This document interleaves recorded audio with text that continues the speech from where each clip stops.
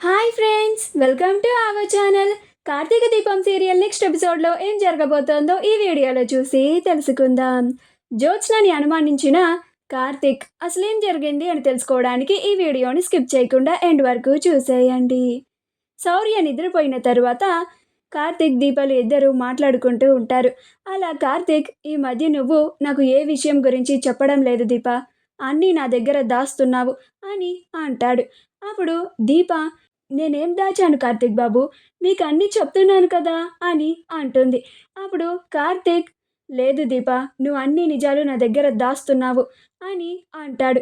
అప్పుడు దీప, కార్తీక్ బాబు ఏ విషయం గురించి మాట్లాడుతున్నారు, నాకేం అర్థం కావడం లేదు కార్తీక్ బాబు, దేని గురించి అంటున్నారు మీరు అని అంటుంది.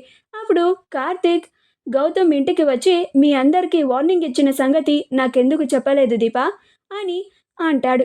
అప్పుడు దీప, అది కార్తీక్ బాబు, మీతో చెప్తే మీరు వెంటనే వెళ్ళి ఆ గౌతమ్తో గొడవ పడతారని చెప్పలేదు అని అంటుంది.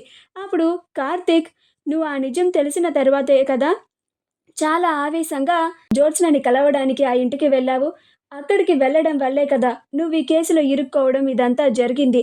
అదే నువ్వు నాకు ఒక్క మాట ముందు చెప్పి ఉంటే నువ్వు ఇలా కేసులో ఇరుక్కునే పరిస్థితి వచ్చేది కాదు కదా, రాకుండా చేసేవాణ్ణి కదా అని అంటాడు.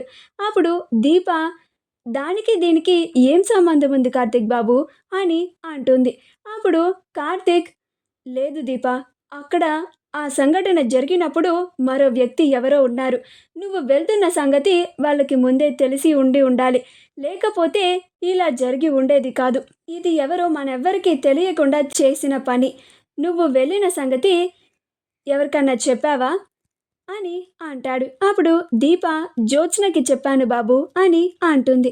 అప్పుడు కార్తీక్, ఏంటి దీప, ఏం మాట్లాడుతున్నావు నువ్వు, నువ్వు జ్యోత్స్నని కలవడానికి వెళ్తున్నట్టు జ్యోత్స్నకి చెప్పావా అని అంటాడు. అప్పుడు దీప, అవును బాబు చెప్పాను అని అంటుంది. అప్పుడు కార్తీక్, ఎందుకు అలా చేసావు దీప, నువ్వు ఇప్పుడు ముందే వస్తున్నావని ఆ జ్యోత్స్న తెలుసుకొని ఇలా ప్రీ ప్లాన్డ్గా చేసి ఉంటుంది. ఆ జ్యోత్స్ననే మావయ్యని కాల్చడానికి ఏదో ప్రయత్నం చేసి ఉంటుంది, ఆ నేరాన్ని నీ మీదకు నెట్టేసింది అని అంటాడు. అప్పుడు జ్యోత్స్న, దీప, జ్యోత్స్నకి అంత అవసరం ఏముంది బాబు, జ్యోత్స్న ఎందుకు వాళ్ళ నాన్నని చంపాలనుకుంటుంది అని అంటుంది. అప్పుడు కార్తీక్, ఆ జ్యోత్స్నని నువ్వు చాలా తక్కువ అంచనా వేస్తున్నావు దీప. ఆ జ్యోత్స్న తనకేదన్నా కావాలి అని అనుకుంటే అది దక్కించుకోవడానికి, సాధించడానికి ఏం చేయడానికైనా వెనుకాడదు. దానికి తోడు తను చేసే పనులకి ఎవరైనా అడ్డం వస్తే వాళ్ళని అస్సలు వదిలిపెట్టదు. అలానే ఏదో జరిగి ఉంటుంది.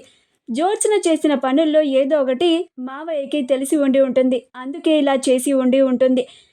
అంతెందుకు దీప, నీ మీదే ఆ జ్యోత్స్నకి ఎంత పగ ఉంది.